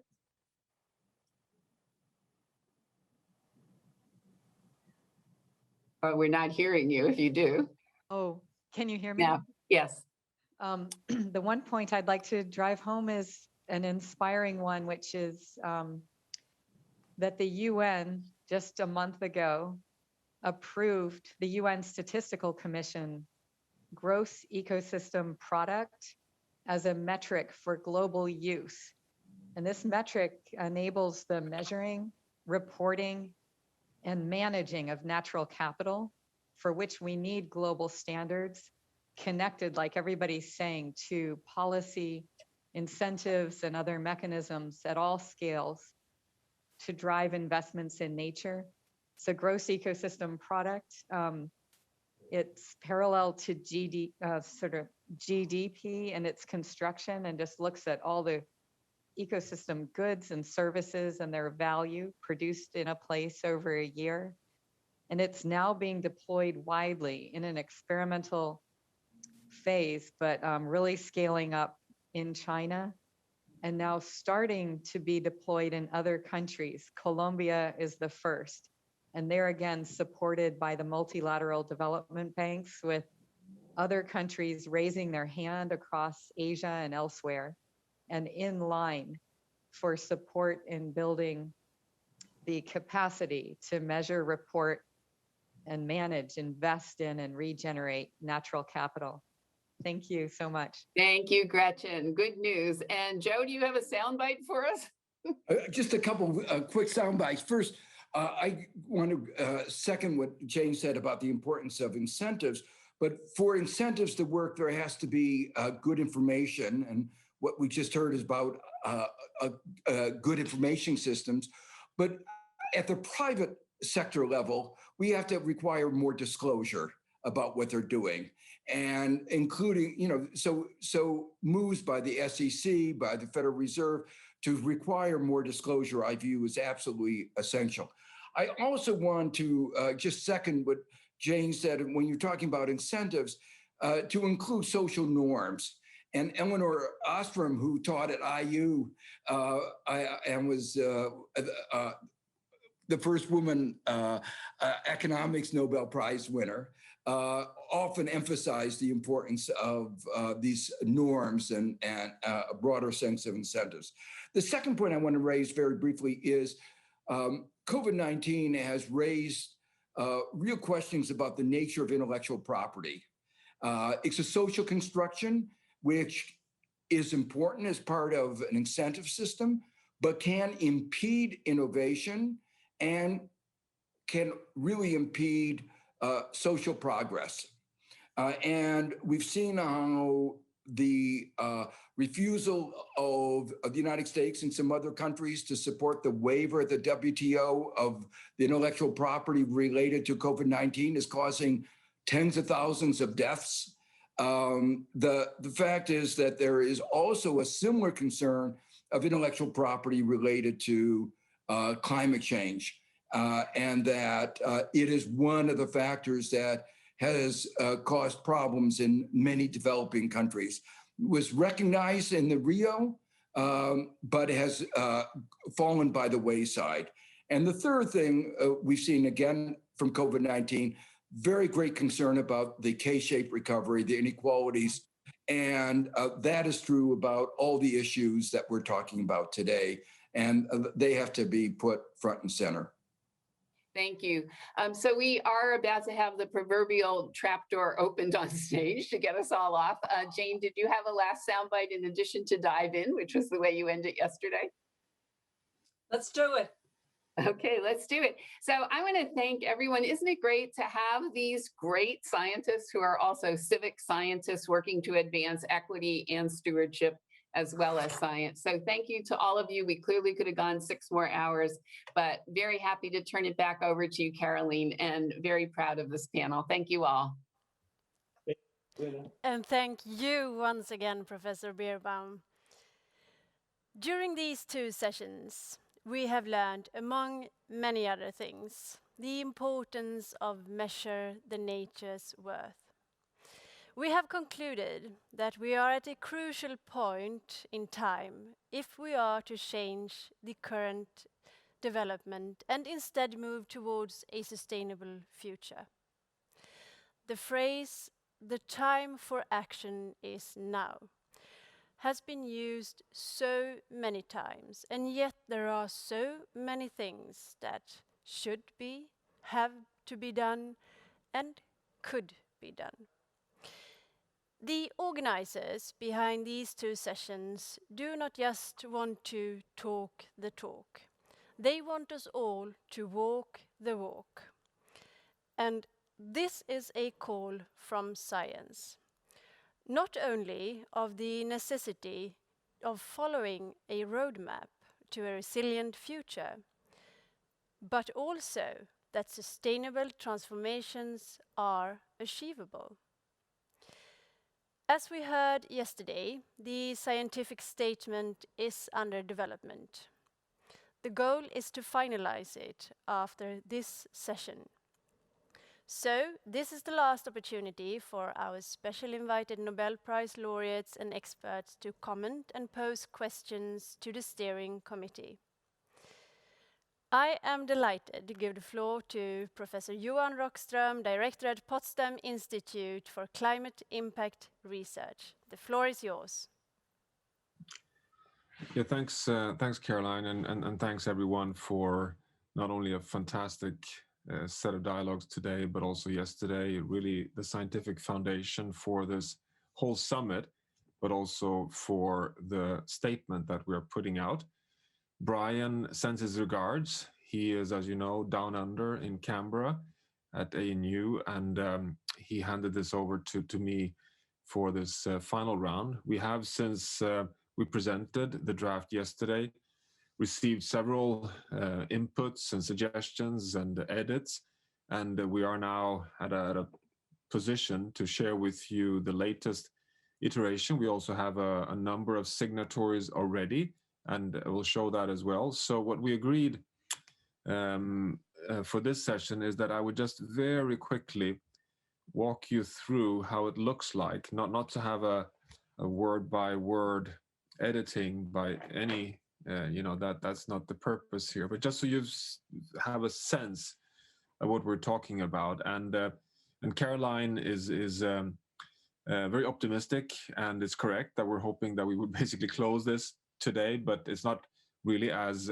tight as that. We suggest that we, after the next 15 minutes of exchange here, finalize this and send it to you. You get a turnaround opportunity over the next 24 hours, and then we can, get it out to the public.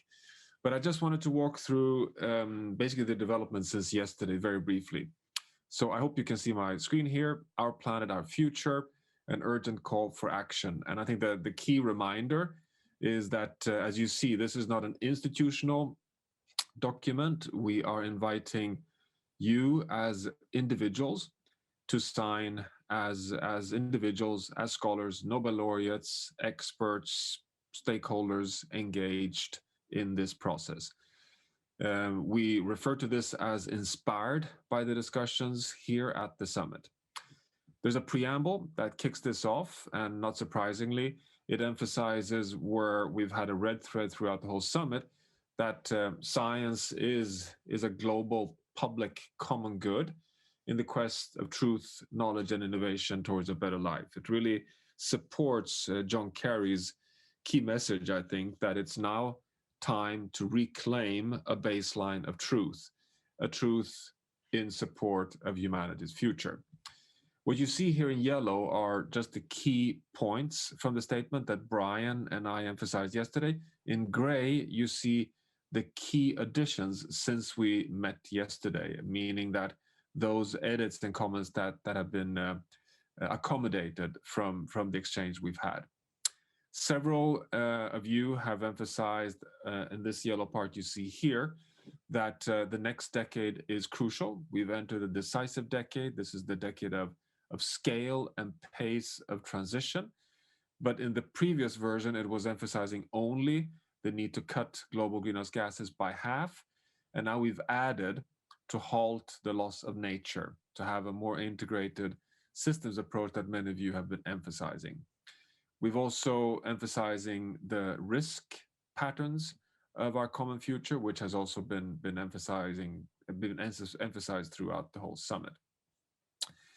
Another part that is core in the messaging in this document is that we need to reconnect with the biosphere and reinvent our relationship with planet Earth. So a more harmonized integration of people planet. And an addition, as you see here, is that it's now critical, and I think Joe Stiglitz and the discussion here with you, Gretchen, as well, have been emphasizing so much the need to integrate the natural sciences and economics and equity, and that has now been added as an additional point you see here in gray. Then there's a section, so this is just a preamble, then there's a section on the planet, and picking up on the outputs from the NAS and PIC workshops on the unique reference point of the Holocene stability and how much we depend on a stable planet, that the fate of the biosphere and human societies is intertwined, and that we then can go through a set of pieces of scientific evidence on the links between the ecological crisis, the climate crisis, and the pandemic, which you've seen. So that's the planetary health part. You have the global commons emphasizing the need for us to govern the entire system.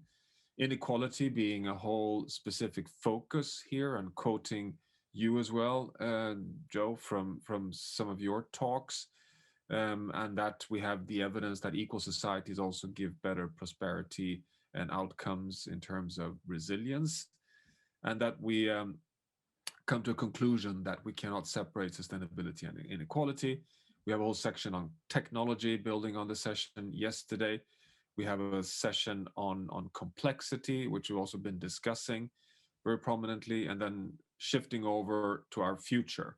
And the future part is also primarily focusing in on the unique moment in time, with 2021 as a super year, with the number of summits feeding into 2022 with the Stockholm Plus 50, the transition time we are in right now. And perhaps the core message from the summit on planetary stewardship. As you see, we propose to have a number of quotes from Nobel Prize laureates. And if you haven't seen it before, Jennifer, here we have picked one of your quotes. And of course, we hope that you are comfortable with that. I won't read it through now, but it's we felt that it enriches the whole statement by picking key quotes from laureates over the years and disciplines. And then you have the list of action points. And you see in gray here a few additions and enrichments there on policy, emphasizing more the people-nature dimensions, emphasizing more on resilience building in the future. We chose, I must admit, not to go into more concrete definition of policy measures, because in discussions with our NAS colleagues, and Marcia may want to comment on this, we've chosen to not offer a prescriptive statement, but more a science-based direction of travel type statement, and that's a choice, but it's a deliberate choice from the steering committee of the summit, and well, you may of course react to that, but it's just to explain to you. And then we have added the global sustainability dimension of the innovation pathway, and we haven't changed anything on education, information technology, nor on finance, but it's, you see the emphasis points here.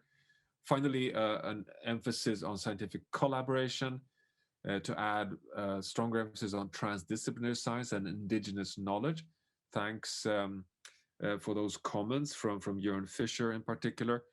Something I realize may be missing here is that several times you have emphasized the importance of basic science as a slow variable that feeds into abrupt positive innovations, like, for example, the vaccine mRNA development, but that's actually not here. That might be something that we should consider to fill in. And then finally, conclusion, and then you have signatories, and these are signatories that we've received so far.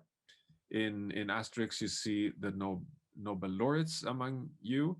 And we concluded in preparation for this session today that these changes we've made, we do not see that they have been substantive in terms of changing any messaging.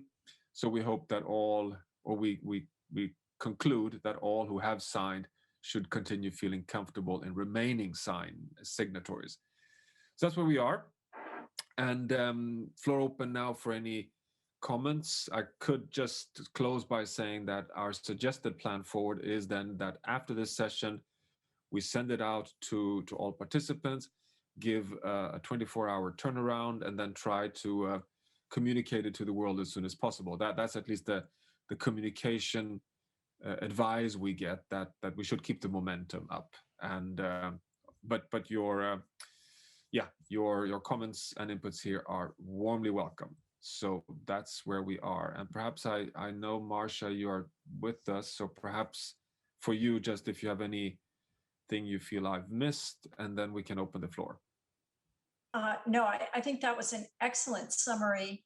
The one thing I'd say, Johan, is that with this statement, we really do need to strike while the iron is hot. And I think that organizations, news media, Associated Press, et cetera, are going to be most excited to see this statement as hot on the heels of the Nobel Summit as we can possibly make it. That doesn't mean that we won't continue to gather signatures as people get a chance to look it over and decide whether to sign on. But ideally, we would like to release this tomorrow. So it would be good to get final wording of it and then continue with signatures. So if you want to be an inaugural signer, this is your chance. Thanks, Marcia. I see Karen and then Eduardo. Karen, please. Thanks, Johan, and thanks, Marcia. I've read through this and I've added my name to the list of signatories. I did want to suggest adding a couple of sentences about urbanization. I mean, it is one of the biggest socioecological trends of the 21st century, and it is completely transforming societies, economies, the planet. You know, Gretchen's talking about the urbanization and saving land for nature. It's important for climate change. So many of the issues that we've talked about in this summit are linked to urbanization, especially issues of climate change and inequality. So I think that it would be quite an omission to not include it in this statement. So please, I would urge that. No, thanks, Karen. I think that's not only a very good and important suggestion. I doubt that it will raise any opposition. So we should definitely try to do that. I'm even tempted to ask if you are able to just jot down a sentence. Feel free to do so, and just send it over. But we should definitely take that with us. Eduardo. My comments along similar lines. I think the preamble could have one or two phrases about inequality and vulnerability, and maybe referring to that. Most scenarios today point to exacerbating those problems to the most vulnerable, and most of them in urban areas. So I think it could come together, in a way that you refer to scenarios that project those changes that further affect inequality and bring the urban issue as one of the key elements here. No, and of course you're right. The inequality challenge comes quite prominently, but very late in the document. It should be raised up earlier. You're right, because now it's very much an Earth risk preamble. So good point. I think we should bring that with us as well. And we have the writing team at NAS and in the European side with us during the meeting here. So we can pick these two issues straight up on urbanization and inequality. Any other reflections or thoughts? And I think we adopt. Thanks, Marcia, for emphasizing the more rapid plan out. I think we if I don't hear any opposition, I think we agree, everyone, that it's really valuable to keep the momentum up. And I certainly like this idea of inaugural signatories and then of course continue to add. I mean, I know, Rick, that you've a long experience on this, and if you agree to that we could kind of launch it and then continue soliciting signatories to the statement. Yes, you can do that. Typically when a letter like this is sent out to the laureates, about half of the ones who are going to say yes within 24 hours, and the other half are much slower. So it really depends upon how badly you want more laureates than the ones who participated in the summit.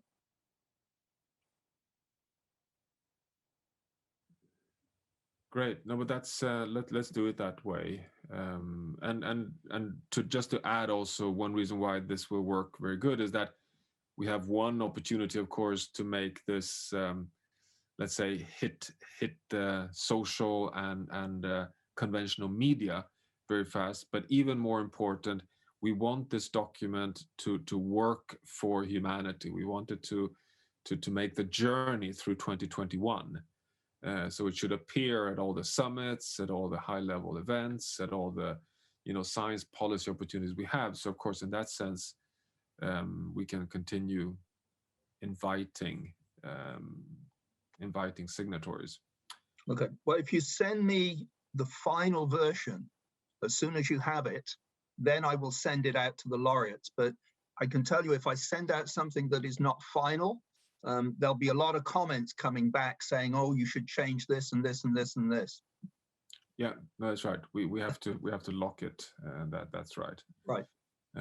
I should also refer just to share with you that we have received a few comments. Let's say not from us on the Zoom link right now. One is from Professor William Mrna at Stanford. Add to education that there is a crucial need to educate not only youth but all the rest of society. And I should say that personally, I actually reacted to that as well, because the youth are many times much more well educated than the adults in the world in terms of understanding.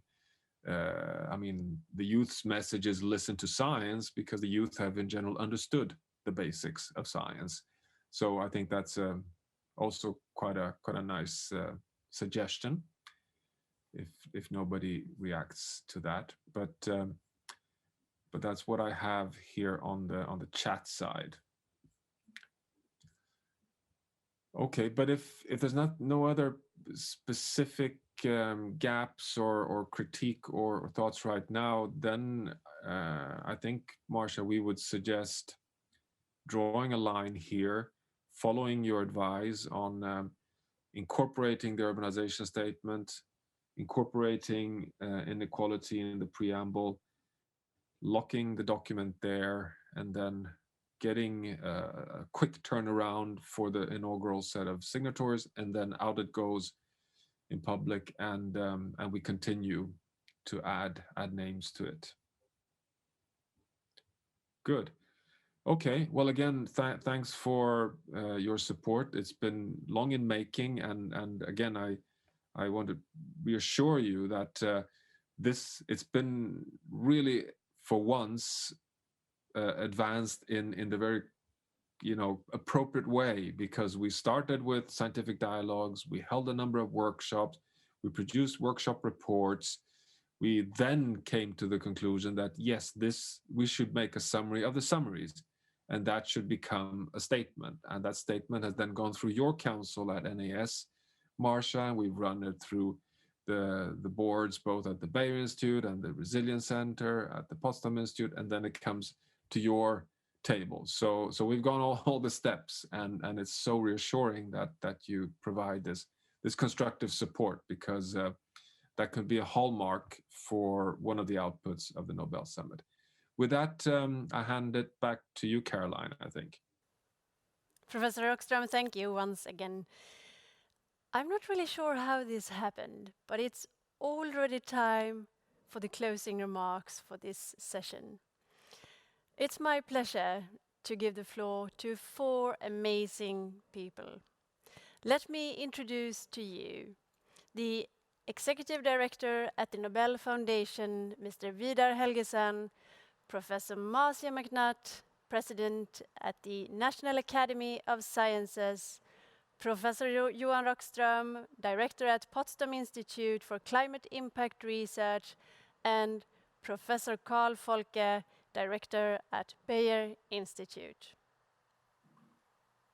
Thank you, Caroline, and thanks indeed to all who have contributed to making these 3 days a remarkable mosaic of events. I'm left with a lot of impressions, but I'll mention only one.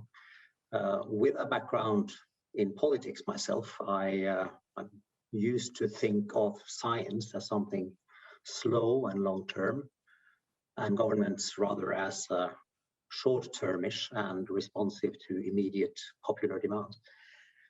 But I think it's striking, including from this session, how in many ways now science and innovation is outpacing public decision-making, whether it's slow approval of from the drug administrations, or absence of timely regulation of technological innovations, or solutions not brought to scale because of weak politics.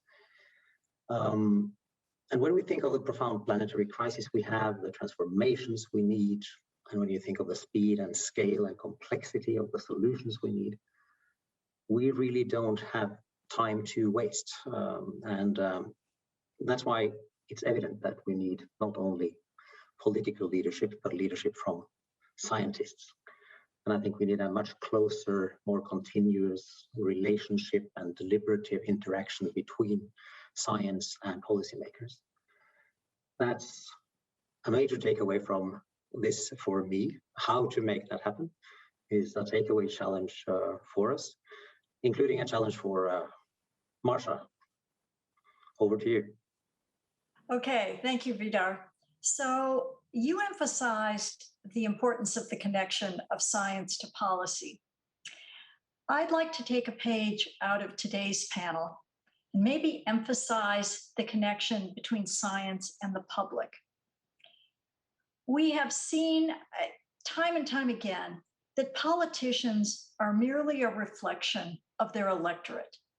It's unlikely that they're going to make any decision or go in any direction that they feel does not have the backing of their constituents.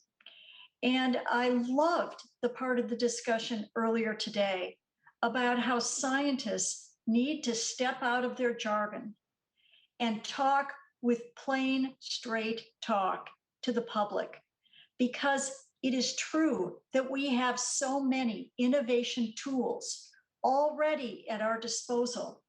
But if we can't use them because the narrative has gotten out of hand, because the use of genetically modification to deal with pests and climate change is not a possible solution we can be using, we really have failed as scientists, because we came up with the solution, but we botched the handoff.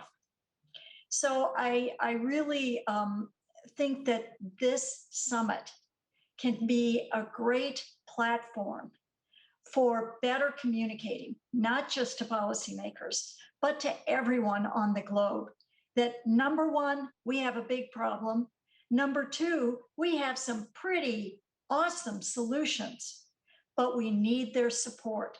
And as Jane Lubchenko said beautifully today, if we don't engage with them from the very beginning, the narrative will be taken away from us. So there was just really some great insight today, and I really appreciate all of the panelists and the discussion leaders for leading us along through this complex space. Johan, over to you.